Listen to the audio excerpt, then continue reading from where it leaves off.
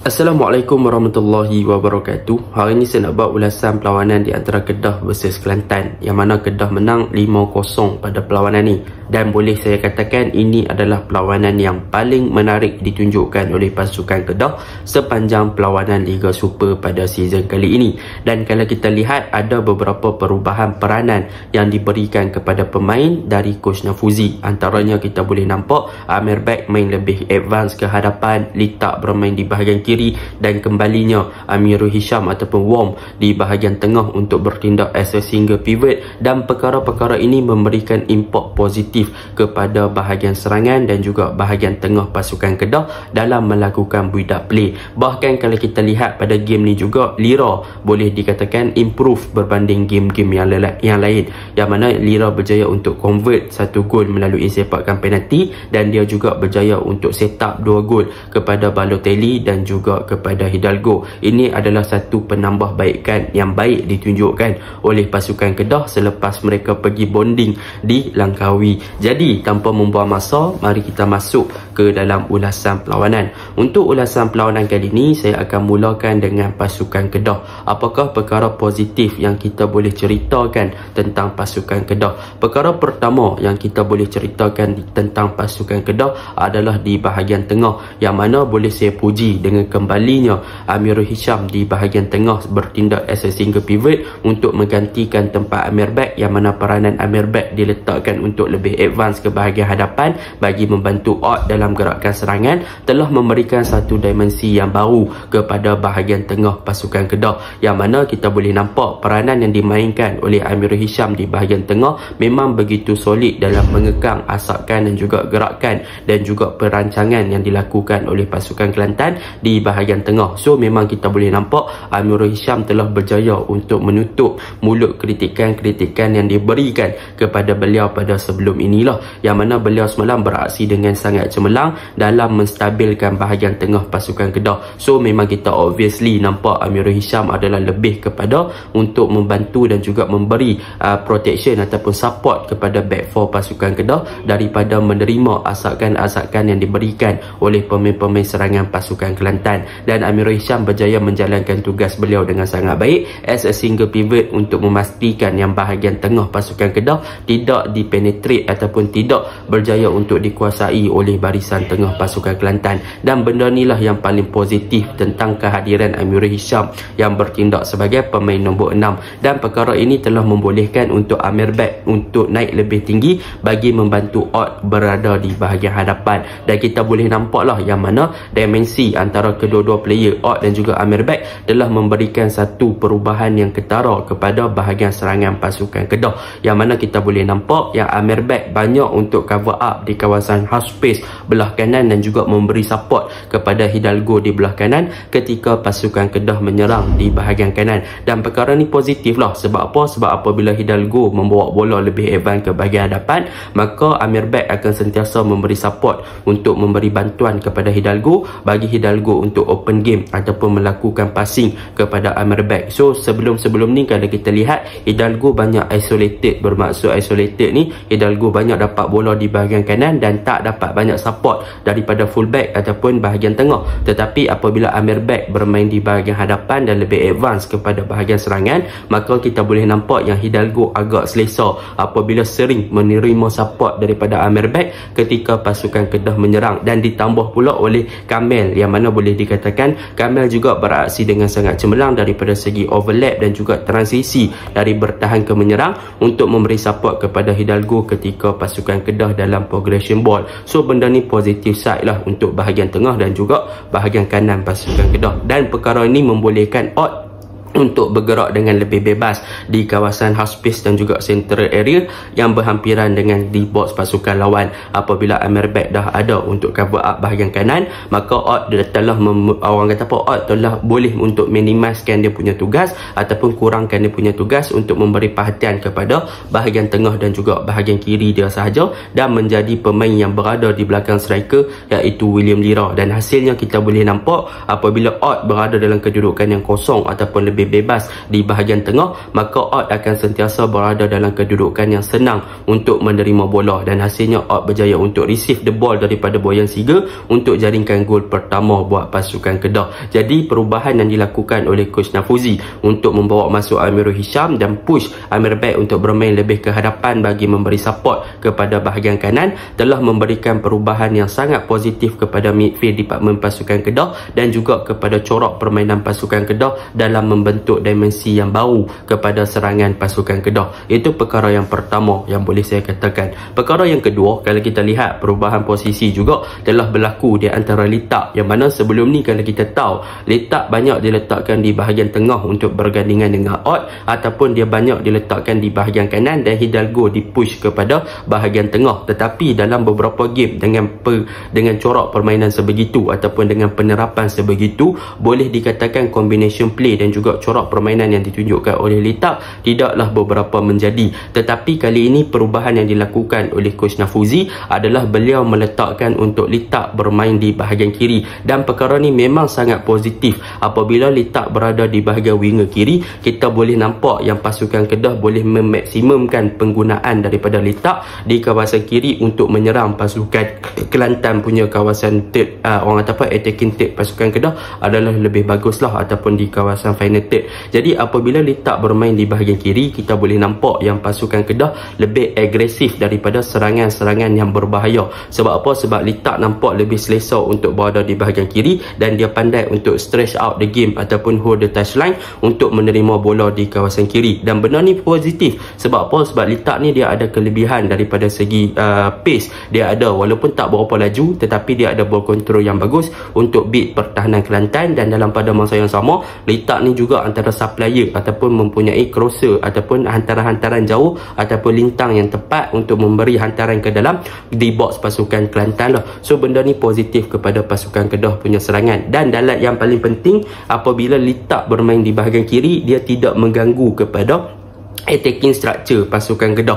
Sebab apa? Sebab Litak tak perlu nak drop deep ke kawasan tengah untuk ambil bola ataupun ke kawasan defense department pasukan Kedah untuk ambil bola. Sebaliknya, Litak hanya perlu tunggu di bahagian wide area untuk receive the ball, yang mana sekaligus membuatkan attacking structure pasukan Kedah compact dan sentiasa ada numbers of player di bahagian hadapan. So benda ni telah menyebabkan pasukan Kedah punya attacking structure berada dalam keadaan yang tersusun. So struktur untuk pasukan Kedah menyerang memang berada dalam keadaan yang tersusun, terorganize, memang membolehkan Kedah menyerang pasukan Kelantan dengan sangat baiklah dan dibantu dengan Hidalgo. Kalau kita tengok perbezaan Litak dengan Hidalgo dalam game ni tidaklah terlalu ketara, yang mana kedua-dua player pun lebih kurang corak permainan yang sama, yang mana Hidalgo dan Litak mereka akan stretch ataupun hold the touchline untuk cover up bahagian wide area, sebelum mereka lebih suka inverted ataupun masuk ke half space bagi connect dengan Ott ataupun Amir Bek di kawasan kanan dan kiri sebelum mereka progress the ball masuk dia ke dalam di box. Dan perkara ni positif lah. Sebab apa? Sebab dalam perlawanan ni apabila Litak diletak bahagian kiri,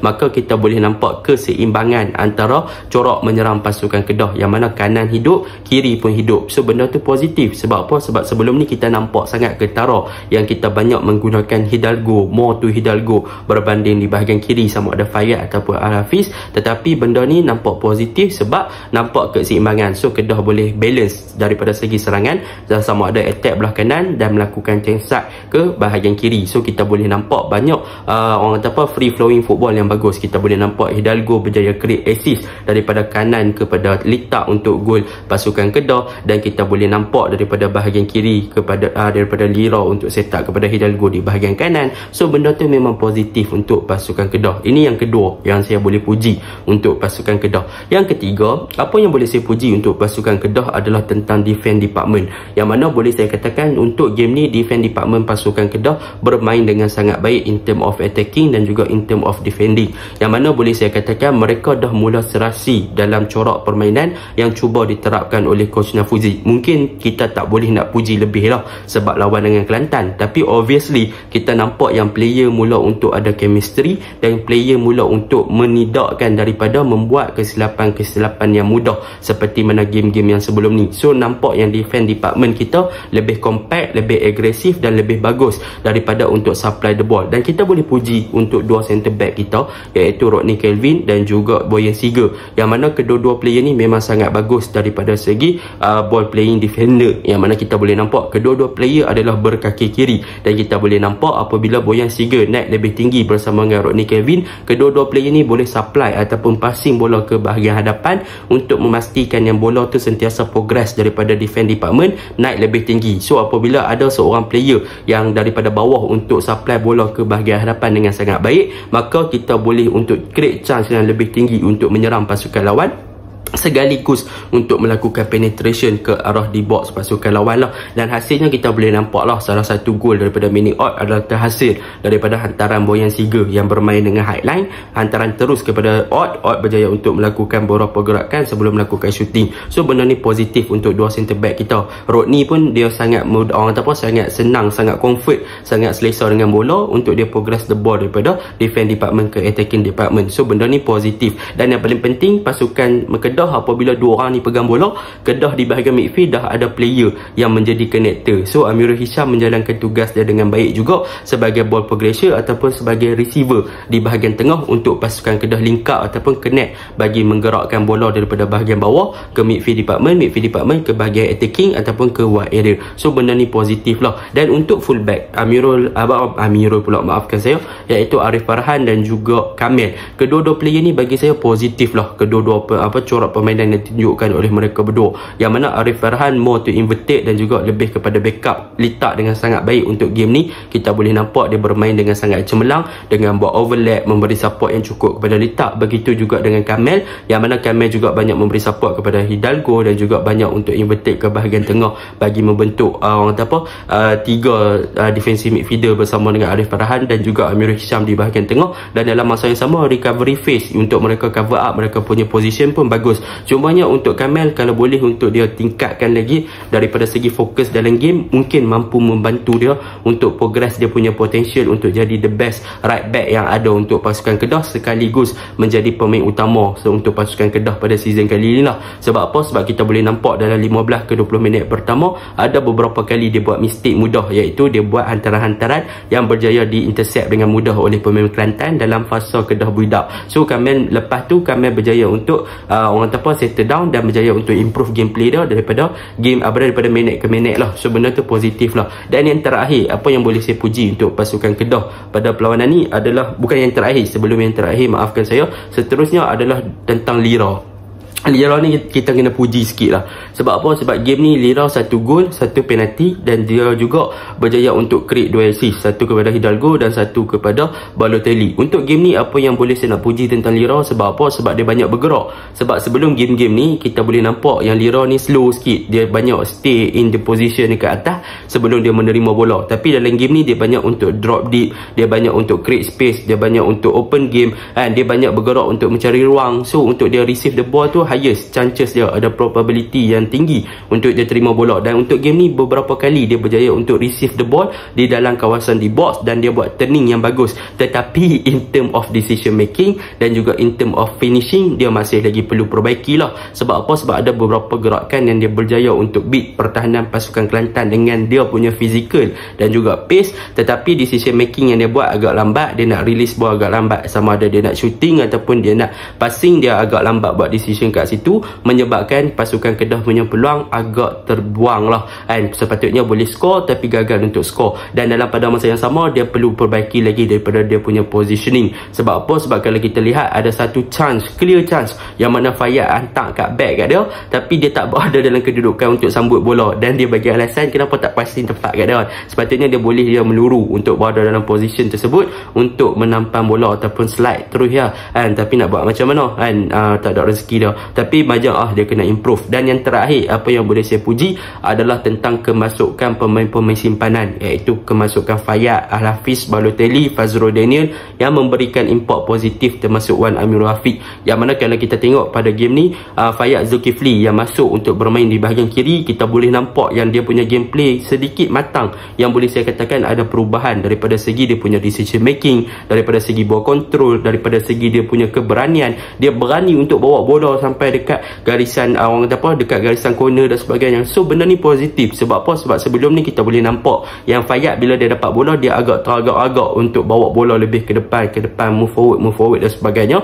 Tetapi untuk game ni kita boleh nampak yang Fayyad lebih selesa dengan pegangan bola dan dia berani untuk move forward dengan lebih jauh. So benda ni positif. So dia nampak keyakinan, confident level yang ada pada Fayyad dah improve. So benda tu positif. Begitu juga dengan Al-Hafiz. Dan untuk Balotelli, apabila kemasukan Balotelli pada game ni, kita boleh nampak yang Kedah bermain lebih kepada sistem dua striker, iaitu gandingan Lira dan juga Balotelli. Dan untuk Balotelli, kita boleh puji daripada segi work rate, daripada segi pace dia bagus, daripada segi dia drop deeper untuk bermain di bahagian lebih kepada half space ataupun central area, memang sangat bagus untuk dia receive the ball pada bawah dan dia berjaya untuk progress daripada bola pada bahagian bawah ke atas. Memang excellent untuk Balotelli. Tetapi apa yang boleh Balotelli buat adalah mungkin dia perlukan lebih kepada kreativiti dan juga exposure kepada di dalam padang, iaitu pendedahan daripada segi vision. Sebab apa? Sebab banyak decision yang dia buat, dia bawa bola terus meluru tapi dia lambat untuk release the ball, dia lambat untuk buka kepada kawan. Dia ada peluang yang lebih besar untuk dia passing kepada Fayyad untuk score the goal, tapi dia still bring bola ke dalam lagi lebih deeper. So benda tu masih lagi perlu perbaiki. So Lira dengan Balotelli masih lagi kena perbaiki. Dan untuk Amir Rafiq, nampak dia pun makin matang sebab dia tak buat banyak mistake sangat untuk game ni. Jadi saya dah cerita dah tentang kekuatan dan juga kelemahan yang Kedah perlu perbaiki. Ada lagi lah yang Kedah kena perlu perbaiki. Tapi obviously game ni kita nampak yang improvement banyak daripada pasukan Kedah berbanding game-game yang sebelum ni. So game ni saya puas hati lah untuk pasukan Kedah. Dan untuk pasukan Kelantan, obviously untuk pasukan Kelantan sebenarnya saya boleh puji. Sebab apa? Sebab mereka punya gameplay nampak corak. Mereka berjaya untuk melakukan build up yang bagus. Mereka punya bahagian tengah kita boleh ambil Aquas, yang mana Aquas berjaya bertindak sebagai deep lying playmaker dengan bagus. Dia punya long ball passing bagus untuk mencari ataupun buka game kepada bahagian wide area untuk mencari Sifu, untuk mencari Fazrul Amir, untuk mencari Ismail Akinade dan sebagainya. So benda tu positif kepada Aquas untuk bertindak di bahagian tengah dan bergandingan dengan Muhammad Izzuddin, yang mana Muhammad Izzuddin pun banyak gerakan-gerakan yang berjaya untuk menguncang-ancirkan bahagian tengah pasukan Kedah lah, dan berapa kali mereka berjaya untuk build up. Tetapi yang menjadi permasalahan adalah apabila mereka dah masuk ke kawasan Kedah, terutamanya di kawasan orang kata apa, attacking define the third lawan lah kan, di kawasan attacking third mereka, define the third lawan, mereka boleh dikatakan tak tahu nak buat apa. So bila dah masuk sampai situ, mereka kebanyakannya banyak U-turn ataupun banyak passing ke belakang balik, open game dengan passing-passing yang tak sampai. So benda tu agak menjadi persoalan. Kenapa dah bawa ke depan tapi bila sampai kat depan dia jadi macam blank, dia tak tahu apa the next step yang mereka perlu buat, what the next step they should do lah kan pada perlawanan tu. Dan kalau kita lihat daripada striker Ismail Akinade, sebenarnya ada body fizik yang bagus, dia boleh beat Boyan Siga dan sebagainya, dia berjaya untuk buat larian beberapa kali lepas offside trap dan sebagainya. So benda tu positif kan. Apabila bola dilorong kepada Ismail Akinade, dia berjaya untuk hidupkan peluang kepada Kelantan untuk create chances kepada jaringan. Tetapi sayanglah banyak gerakan-gerakan yang terbantut lah kan. Kalau kita lihat lagi kepada kekurangan Kelantan daripada segi defense, yang mana kita boleh nampak lah yang defense Kelantan boleh dikatakan agak loose, tak compact, banyak ruang yang diberikan dan bermain agak terlalu deep dan membiarkan pasukan Kedah ada ruang yang banyak untuk melepaskan rimatan dan sebagainya, yang menyebabkan Kedah lebih selesa untuk masuk ke dalam D-box mereka dengan agak mudah. So memang pertahanan nampak sangat rapuh, tak ada communication, ruang yang banyak, space yang banyak diberikan, membuatkan pasukan Kedah senang exploit dan memberikan pasukan Kedah gol-gol yang mudah lah. So benda ni yang pasukan Kelantan kena lebih proaktif untuk cover up defense mereka. Dan dalam pada masa yang sama, mereka juga tak ada proper defensive midfielder untuk bagi protection kepada back four ataupun support. So kita boleh nampak lah di kawasan center dan juga kawasan space kanan dan kiri, pasukan Kelantan memang agak kosong. So memang pemain midfield Kedah bermaharajalela lah dekat situ. Jadi secara kesimpulannya semalam Kelantan pun bagus memang, tapi daripada segi gameplay mereka boleh improve lagi. Kedah gameplay bagus, saya harapkan kekalkan momentum dan juga konsistensi lah. Itu je lah ulasan saya. Assalamualaikum.